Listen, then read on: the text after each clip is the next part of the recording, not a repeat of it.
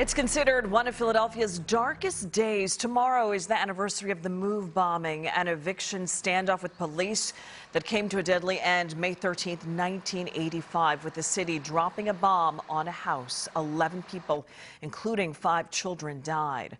The mothers of those children are speaking out following the recent revelation that bones from the bombing site ended up in the hands of a professor from the Penn Museum. Today, the women talked with NBC10's Rosemary about where the remains are now and to reflect on the lives they lost. My son was Phil, Africa, and he was 11 years old. He was murdered May 13th, 1985. Tommaso, Africa, 8 years old.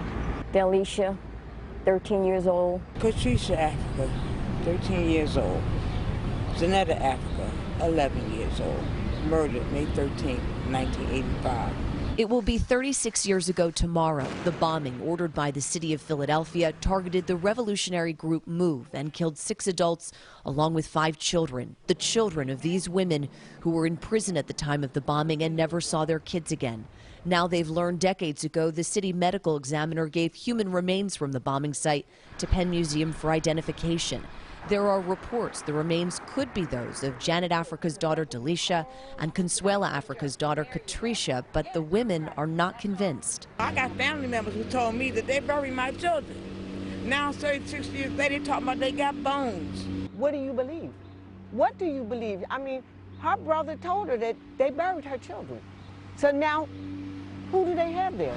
Penn Museum has since apologized to the women after tracking down the remains, and Penn is investigating. I don't appreciate and we don't like the fact that these people done what they did and been dictating to us what they're going to do with them. The women say Penn Museum reached out about a week ago to tell them that they gave the remains to a funeral home in Philadelphia.